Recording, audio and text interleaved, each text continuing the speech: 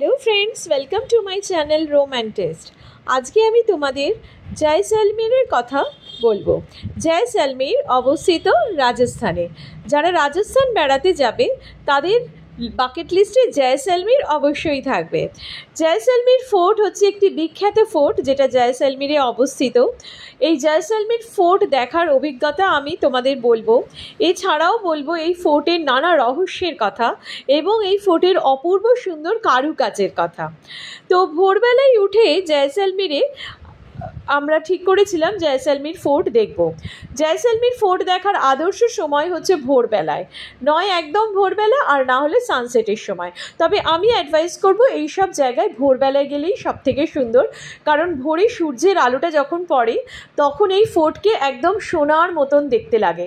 দেখতে পাচ্ছ আমরা পৌঁছে গেছি জয়সলমের ফোর্টে, আর সূর্যের আলোটা পড়েছে একদম সোনালি আভায় ভরে উঠেছে। সোনালি বালি পাথরের গায়ে সূর্যের আলো পড়ে সোনালি রঙে ঝলমল করে ওঠে। এই ফোর্টে ঢুকতে গেলে 4টে গেট পড়ে। আমি প্রফেশনাল গাইড নিয়েছিলাম এবং আমি সাজেস্ট করব তোমরাও অবশ্য গাইড নেবে। গাইড না নিলে এইখানে এই ফোর্ট ঘুরে বেড়ানো সম্ভব নয়, খুব ঝামেলা হয়। তো এই গাইড নিলে অনেক সুবিধে হয়। জয়সলমের দুর্গটি 1156 খ্রিস্টাব্দে রাজপুত শাসক রাও জয়সল দ্বারা নির্মিত।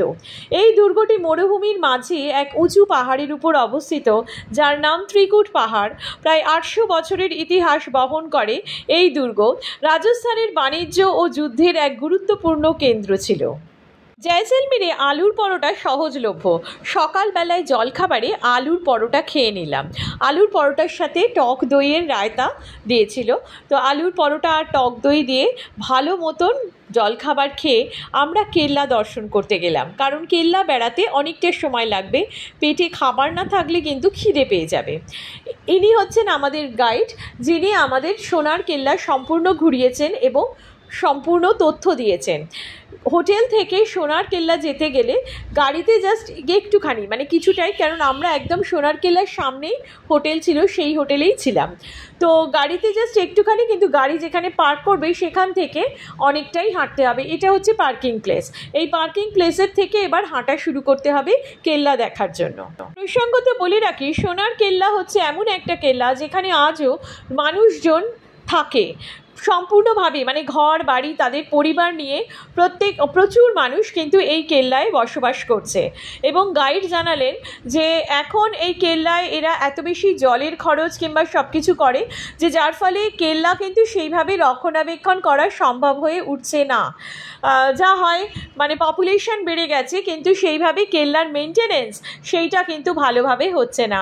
এমনকি উনি দেখালেন এই কেল্লা কিন্তু তৈরি হয়েছিল এই যে পাথরগুলো খাঁজে খাঁজে, এখানে কিন্তু কোনো রকম কোনো দেখো পাথরের মধ্যে কোনো সিমেন্ট কিংবা কোনো কিচ্ছু নেই। পাথরগুলো কিন্তু ব্লক ব্লক করে খাঁজে খাঁজে পুরো লাগানো হয়েছিল। এইভাবে কিন্তু এই কেল্লা তৈরি হয়েছিল। আমরা দর্শন করলাম এই মন্দিরটি। এই জৈন মন্দিরটি হচ্ছে একটি অসাধারণ মন্দির যেটা সোনার কেল্লার মধ্যে অবস্থিত।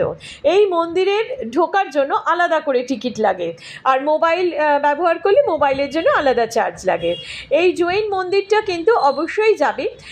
আর এই মন্দিরে যাওয়ার একটাই হচ্ছে ওই গাইডের কাছেই ব্যাগ রেখে যেতে হয়, কেন সব ব্যাগ অ্যালাউ করে না। কিন্তু এই মন্দিরটির ভেতরে যা অপূর্ব কারুকাজ, পাথরের স্তম্ভ এবং পাথরের যা কারুকাজ, তা মানে দেখলে চোখ ভরে যাবে। আরেকটা কথা বলার, এখানে অনেক জিনিসপত্র বিক্রি হচ্ছে। গাইড আপনাদের জিনিস কিনতে বারণ করবে, কিন্তু সেটা না শুনে আমার মনে হয় এখানে টুকটাক যদি জিনিস কেনার থাকে সেটা কিনে নেওয়াই ভালো। কারণ এই যে এই টুকটাক সোভেনির এরকম যে রয়েছে, এখন বেড়াতে গেলে আমরা কিছু প্রিয় মানুষের জন্য এইসব জিনিস টুকটাক কিনে রাখি, কিন্তু গাইড এইগুলো কিনতে বারণ করে, কারণ পরে গাইড একটা শোরুমে নিয়ে যায় এবং সেই শোরুমে প্রচুর দাম জিনিসপত্রের। সেই জন্য বলে দিচ্ছি, যাওয়ার পথে গাইড বারণ করবে, কিন্তু টুকটাক জিনিস যেটা ইচ্ছে করবে সেটা কিন্তু কিনে নেওয়া যায়। এখানে ব্লক প্রিন্টিং হচ্ছে খুব বিখ্যাত। গাইড সেটা দেখালেন যে এখানে প্রচুর মানুষ কিন্তু ব্লক প্রিন্টিং করে, এইভাবেই এদের জীবিকা নির্বাহ করে। আচ্ছা, সোনার কেল্লা ঢুকতে গেলে 4টে গেট পড়ে: আকাশ পোল, সুরজ পোল, গণেশ পোল, হাওয়া পোল। সুরজ পোল হচ্ছে যে গেটটা, সেখানে প্রথম সূর্যের আলো পড়ে। সূর্য উঠলে সূর্যের আলো ওইখানেই পড়বে, মানে এইভাবেই তৈরি করা হয়েছে। এরপরে আমরা এলাম এই জৈন মন্দিরে। 1200 থেকে 1600 শতাব্দীর মাঝে নির্মিত এই অসাধারণ খোদাই করা জৈন মন্দিরগুলোর মধ্যে চন্দ্রপ্রভু ঋষভদেব অন্যতম। মন্দিরের ভেতরে কারুকাজ দেখে বুঝতেই পারছো যে কি অপূর্ব সুন্দর কারুকাজ, এবং এই কারুকাজ পুরোটাই পাথরে খোদাই করা, এবং কিছুটা শ্বেত পাথরও আছে এবং এমনি পাথরও আছে। মানে এই কারুকাজ যে কী অপূর্ব সুন্দর তা আমি বলে বোঝাতে পারবো না। আমি যতটা পেরেছি ছবিতে দেখানোর চেষ্টা করেছি। এই হচ্ছে পাথরের কারুকাজ এবং প্রত্যেকটা খাঁজ। এই যে অপূর্ব শিল্প, এই শিল্প কিন্তু মানে খুব কম দেখা যায়। এটা নয় যে নেই, কিন্তু খুব কম। এই হচ্ছে সিলিং, জৈন মন্দিরের সিলিংয়ের কারুকাজ দেখো কতটা সুন্দর করা, মানে কতটাই সুন্দর। এই হচ্ছে মহাবীরের মূর্তি। তো তীর্থঙ্করের মূর্তি এখানে এক একটা তলা, দুটো তলা আছে, তো দুটো তলায় দুটোই মূর্তি রয়েছে। তীর্থঙ্কর, জৈন তীর্থঙ্কর 23 নম্বর এবং 24 নম্বর তীর্থঙ্করের কিন্তু মূর্তি এখানে স্থাপিত। দুর্গের মধ্যে প্রচুর লোকজনের বসবাস, আমি আগেই বলেছিলাম। এখানে ব্লক প্রিন্ট করা, বাঁধনি করা, এই সব জামা কাপড় প্রচুর বিক্রি হচ্ছে, কারণ জয়সলমীরের মানে মূল জীবিকাই হচ্ছে মানুষজন কিন্তু বাঁধনি, ব্লক প্রিন্ট এইগুলো করে।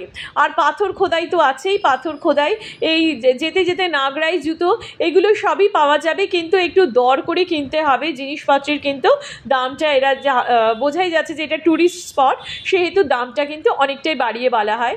লোকাল বাজার এটা কিন্তু দুর্গের ভেতরে অবস্থিত, বারবার বলছি, কারণ দুর্গ থেকে বেরিয়ে গেলে আবার এই মার্কেটে আর ঢোকা সম্ভব হয়ে ওঠে না। তো গাইড এরকমই করে, বেড়াতে বেড়াতে নিয়ে যায়, তখনই পথে যা দেখছো সেটা দেখে একটু ইচ্ছে হলে, পছন্দ হলে কিন্তু কিনে নেওয়া ভালো, কারণ পরে কিন্তু এই জিনিসগুলো তোমরা আর পাবে না। আর বাইরে চলে গেলে আবার দুর্গের ভেতরে মানে আবার করে তাহলে নতুন করে ঢুকতে হবে, সেটা সম্ভব হয়ে ওঠে না আমাদের পক্ষে, কারণ আমরা খুব কম সময় নিয়ে কোথাও বেড়াতে যাই। দুর্গ দেখার পরে জয়সলমীরে আরও অনেক কিছু দ্রষ্টব্য আছে, সেই জায়গাগুলোও দেখতে হবে। এইখানে একটা মজার ব্যাপার দেখো, দেওয়ালের গায়ে লেখা শুভ বিবাহ। গাইড জানালেন যে এখানে কার্ড দেওয়ার রীতি না, যার বাড়িতে বিয়ে হতো কিংবা এখনও হয়, যার বাড়িতে বিয়ে আছে সে দেওয়ালে এরকম লিখে দেয়, এবং পথে চলতে চলতে লোকজন জেনে যায় যে এর বাড়িতে বিয়ে আছে, এরা ওই বিয়ের দিনকে, ওই তারিখে, ওই সময় কিন্তু সবাই চলে আসবে। আমাদের যেরকম বিয়ের কার্ড দেওয়া হয়, এখানে কিন্তু ওরকম বিয়ের কার্ড দেওয়ার প্রচলন নেই। এইভাবে এবার দেখতে পাচ্ছ, এটা কিন্তু কেল্লার মধ্যেই আমরা চলছি। কেল্লার মধ্যে এরকম সরু সরু গলি, সেই গলির মধ্যে জিনিসপত্র বিক্রি হচ্ছে, আর গলির মধ্যে লোকজন বসবাস করছে, আর যেগুলো দেখার জায়গা সেই জায়গাগুলোতে গাইড কিন্তু নিয়ে যাচ্ছেন যে এই জায়গাগুলো দেখতে হবে। বিখ্যাত চিত্র পরিচালক সত্যজিৎ রায় তার জনপ্রিয় ফেলুদা সিরিজের সোনার কেল্লা গল্পটি এই দুর্গকে কেন্দ্র করে রচনা করেছিলেন। পরে এই গল্পের উপর ভিত্তি হয়ে সোনার কেল্লা চলচ্চিত্র হয়েছিল, যা ভীষণ জনপ্রিয় হয়েছিল। চলচ্চিত্রে মুকুল, ফেলুদা, তপীশ ও লালমোহন বাবুর অভিযান এই দুর্গে এসে চূড়ান্ত রোমাঞ্চে পরিণত হয়।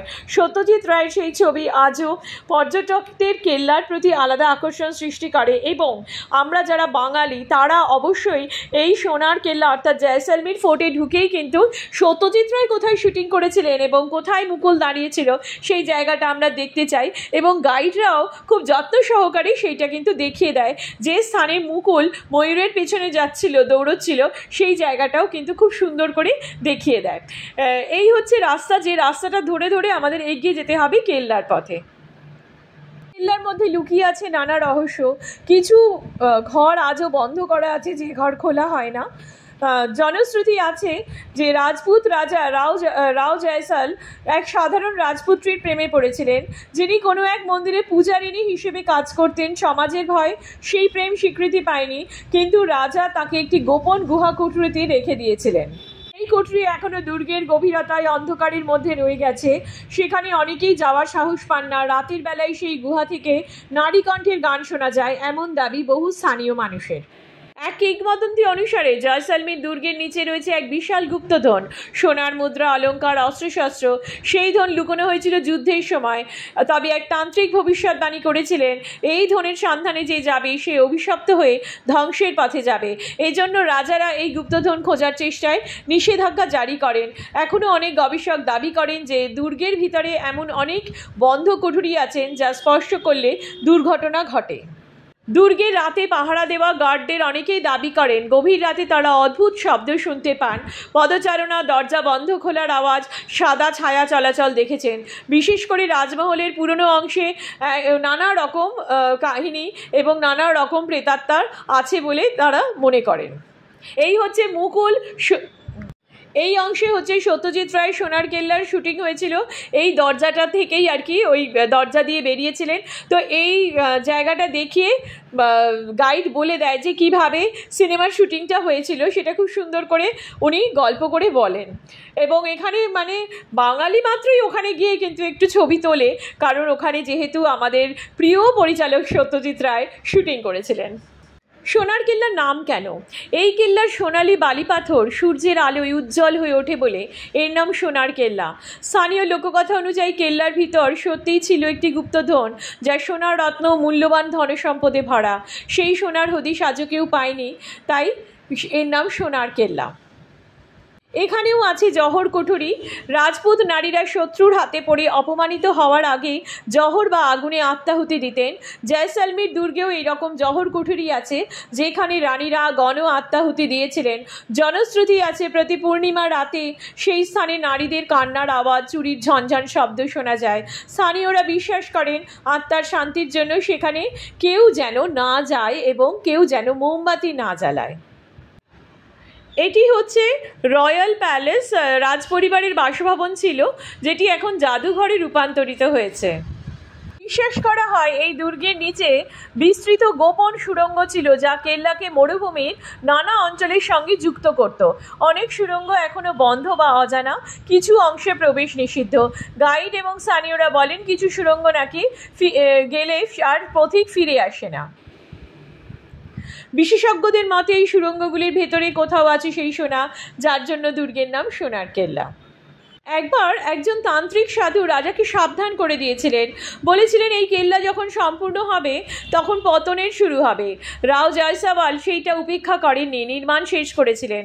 তার কিছুদিন পরেই দুর্গ আক্রমণের মুখে পড়ে এবং রাজ্য দুর্বল হতে শুরু করে।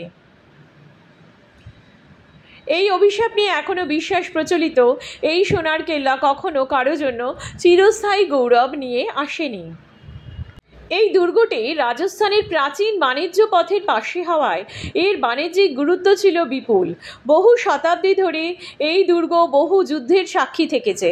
এই যে দেখো, এখানে কিন্তু কোনো রকম কোনো পাথর ব্লকে ব্লকে আটকানো, দেখে বোঝা যাচ্ছে কোনো কিছু সিমেন্ট, কোনো আঠা, কোনো কিচ্ছু নেই, শুধু একটি পাথরের মধ্যে ব্লকে ব্লকে কিন্তু আটকানো। এই টেকনোলজিটা একটা অদ্ভুত টেকনোলজি, যেটা এখন কিন্তু আর সম্ভব নয়, তখনই সম্ভব হয়েছিল। তখনকার শিল্পীরা এই রকম টেকনোলজিতে এই রকম একটা বড় প্রকাণ্ড দুর্গ বানাতে সক্ষম হয়েছিলেন। এই দুর্গ বহু যুদ্ধের সাক্ষী থেকেছে। মুঘল, দিল্লি সুলতান, মারাঠা ও ব্রিটিশদের হামলা এড়িয়ে বহুবার নিজেকে রক্ষা করেছে। এই দুর্গের স্থাপত্যশৈলী রাজপুতানা এবং ইসলামিক প্রভাব পড়েছে। সোনালি বালি পাথর দিয়ে পুরো দুর্গটি তৈরি। ইয়েলো স্যান্ডস্টোন, সূর্যের আলোয় এই দুর্গের সোনালি রঙই ধারণ করে পুরো সোনার মতন। এইখানে একটা এই যে কামান রয়েছে, এখানে একটা ক্যাফে করা আছে একটু উঁচুতে। এই ক্যাফেটা প্যানোরামা ক্যাফে। এই ক্যাফেতে বসলে পুরো সোনার কেল্লাটা দেখতে পাওয়া যায়, মানে প্যানোরামিক ভিউ দেখতে পাওয়া যায়। দেখো কেন জয়সলমীরকে গোল্ডেন সিটি বলা হয়। জয়সলমীরকে গোল্ডেন সিটি এই কারণেই বলা হয়, এই যে সূর্যের আলো পড়েছে তখন পুরো ওই বালি পাথরে তৈরি সিটি দেখতে পাচ্ছ, পুরো হলুদ হয়ে রয়েছে, এই যে সোনালি হয়ে রয়েছে, এই জন্য জয়সলমীরকে গোল্ডেন সিটি বলা হয়। এবং এইটাই হচ্ছে কেল্লার মধ্যে যে শহর হচ্ছে পুরোপুরি গোল্ডেন কালারের সব স্টোনস দিয়েই কিন্তু তৈরি।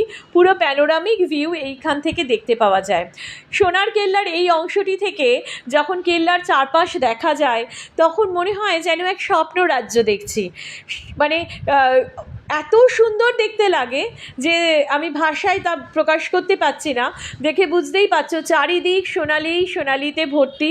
এই যে সোনালি রঙের সূর্যের আলো পড়েছে, তার যে সোনালি রঙের দ্যুতি বেরোচ্ছে এবং তার মধ্যে দিয়ে মানে এত অপূর্ব সুন্দর দেখতে লাগছে স্থাপত্য, তার কারণেই বলা হয় সোনার কেল্লা। এবং সোনার কেল্লা ভ্রমণ করতে এসে এইটুকুনি বুঝলাম যে কেন রাজস্থান মানে সোনার কেল্লা বাকেট লিস্টে থাকবে। মানে জয়সলমীরের সোনার কেল্লা কিন্তু মাস্ট। রাজস্থান বেড়ানো মানে জয়সলমীরের সোনার কেল্লা কিন্তু অবশ্যই ঘুরতে হবে, কারণ এর অপূর্ব শিল্পকলা, এই যে শিল্প, এইটা মানে দেখার মতন। আমার পেছনে দেখো যে মূর্তি রয়েছে এবং খোদাই করা, এবং প্রত্যেকটা খাঁজ দেখো পাথর কেটে কেটে কীভাবে খাঁজ করা হয়েছে, কীভাবে এই যে শিল্প, এই প্রত্যেকটা পাথর আর কী পরিষ্কার কী সুন্দরভাবে করা, এইটা মানে না দেখলে মনে হবে যেন কত অসম্পূর্ণ রয়ে গেল। মানে এই হচ্ছে অপূর্বভাবে এই যে কাটিং, এইটা হচ্ছে পদ্ম কাটিং করা, যে লোটাস কাটিং, এইভাবেই টেম্পলটা বানানো মন্দিরের মধ্যে।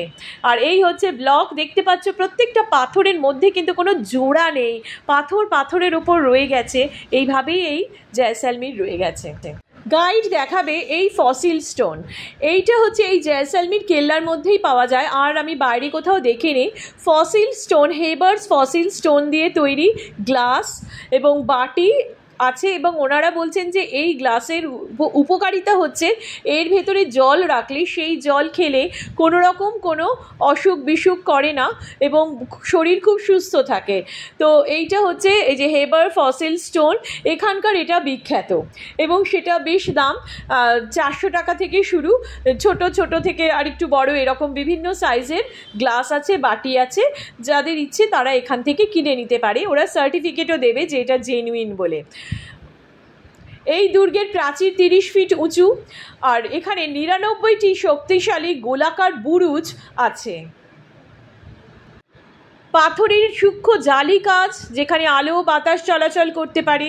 রাজমহলের ভিতরে গোপন জলাধার এবং পাথরের মোটা দেওয়াল ও খোলা বারান্দা গরম আবহাওয়াতেও ঠান্ডা রাখে ভিতরের পরিবেশ।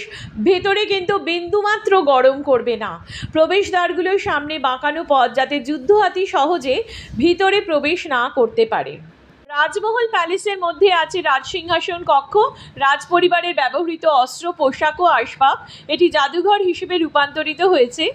আর আছে ময়ূর মণ্ডপ, পিকক কোর্টিয়ার্ড, রাজা মহারাজের ব্যবহৃত রাজদণ্ড ও হাতির দাঁতের আসবাবপত্র রয়েছে। দুর্গের খুব কাছেই অবস্থিত পাটওয়া কা হাভেলি, ওটাও গাইড দেখিয়ে দেয়। ওটা অটোতে করে যেতে হয়, আবার অটোতে করে ফিরতে হয়। দুর্গের মধ্যেই কিন্তু অবস্থিত, কিন্তু জায়গাটা এত সরু গলি আর যেতে আসতে অসুবিধা হয় বলে অটোতেই উঠিয়ে দেওয়া হয়, কিন্তু চাইলে হেঁটেও যাওয়া যায়। প্রথমেই গাইডের কথা শুনে অটোয় উঠবো এরকম না করে হেঁটেও কিন্তু যাওয়া যায়। দুর্গের ভিতরে সরু গলিতে রয়েছে প্রচুর বাজার, রাজস্থানী পোশাক, মিরর ও কাজ করা চুড়ি, কাঠের পুতুল, চামড়ার জুতো, মিনি চিত্রকলা অর্থাৎ মিনিয়েচার পেন্টিং, যেটা রাজস্থানের খুব বিখ্যাত।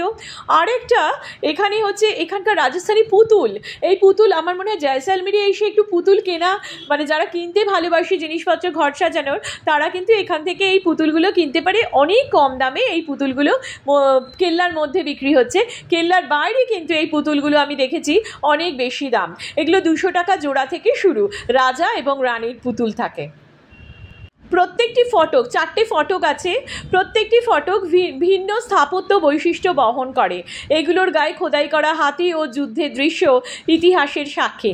এই যে এই ভদ্রলোক, ইনি হচ্ছেন এই পুতুল তৈরি করছেন, ছোট ছোট এই যে কাঠের পিস, এই কাঠগুলোর থেকে এইরকম রাজা এবং রানীকে বানাচ্ছেন, পোশাক পরিয়ে দিচ্ছেন, এবং তারপরে এইখানে হচ্ছে কাঠপুতলি যে নাচ, সেটাও আর কি দেখানো হয়।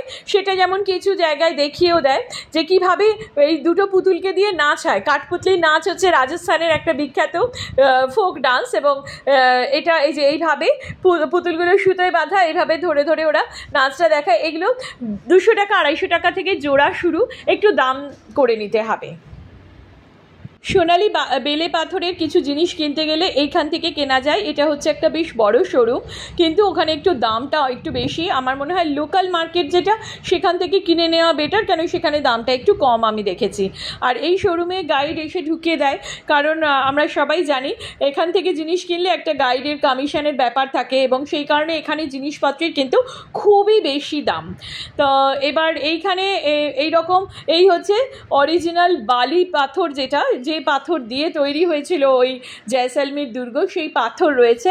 এবং এখন এই দুর্গতে প্রচুর, এই হচ্ছে গ্লাস, এই দুর্গতে প্রচুর মানুষজন বসবাস করে, এবং গাইডও বলছেন যে দুর্গে কিন্তু সেই প্রপার মেনটেনেন্সটা নেই। কেন এত মানুষ বসবাস করছে, রাজার সময় থেকে যারা রয়ে গেছে তারা বংশ পরম্পরায় রয়েই গেছে, তারা কিন্তু কেউই মানে নিজের আর ঘর বাড়ি করেনি, এই দুর্গের ঘরে ঘরেই তারা রয়ে গেছে তাদের পুরো মানে ফ্যামিলি নিয়ে, এবং সেইভাবে কিন্তু মেনটেনেন্সটা হচ্ছে না, যার জন্য অনেক জায়গা থেকে জল সোপ করছে। আমাকে গাইড দেখালেনও কিছু কিছু জায়গা যেখানে মেনটেনেন্স হচ্ছে না, সেই জায়গাগুলো রয়েছে।